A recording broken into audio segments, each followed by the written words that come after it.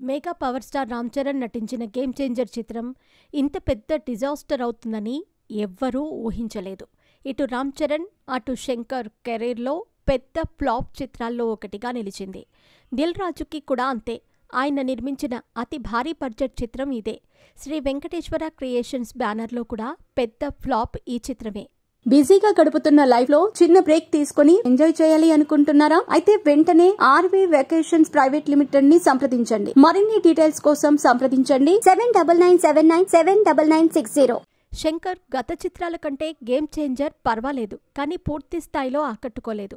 పైగా RRR తర్వాత fans Ram Charan నుంచి ఇలాంటి నార్మల్ మూవీని ఆశించలేదు. దీంతో భారీ అంచనాలు పెట్టుకున్న ఫ్యాన్స్కి నిరాశ తప్పలేదు. ఏది ఏమైనా గేమ్ చేంజర్ కథ ముగిసింది. చరణ్ తన నెక్స్ట్ ప్రాజెక్ట్ బుచ్చిబాబు దర్శకత్వంలో తెరకెక్కుతున్న చిత్రంపై ఫోకస్ పెట్టారు. ఈ మూవీపై భారీ అంచనాలు ఉన్నాయి. అయితే నాగ చైతన్య, సాయి పల్లవి జంటగా నటించిన తండేల్ చిత్రం ప్రీ రిలీజ్ ఈవెంట్ ఆదివారం హైదరాబాద్లో జరిగింది. ప్రీ రిలీజ్ ఈవెంట్కి దిల్ రాజు కూడా అతిథిగా హాజరయ్యారు. దిల్ రాజు, అల్లు అరవింద్ ఒకేసారి వేదికపైకి వెళ్లారు.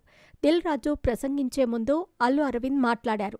దిల్ రాజు సంక్రాంతికి రిలీజ్ చేసిన చిత్రాల గురించి అల్లు అరవింద్ ప్రస్తావిస్తూ పరోక్షంగా గేమ్ చేంజర్పై సెటైర్లు వేశారు. అల్లు అరవింద్ మాట్లాడుతూ, ఈ మధ్యనే సంక్రాంతికి దిల్ రాజు ఒక చరిత్ర సృష్టించారు.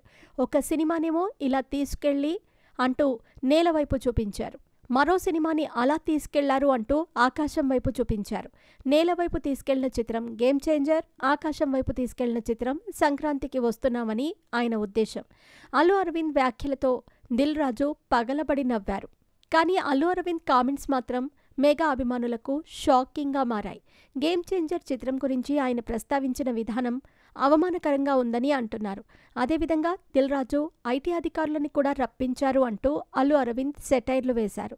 దిల్ రాజు మాట్లాడుతూ, జనవరిలో మేము కొట్టాం, ఫిబ్రవరిలో మీరు కొడుతున్నారు అంటూ అల్లు అరవింద్కి శుభాకాంక్షలు తెలిపారు.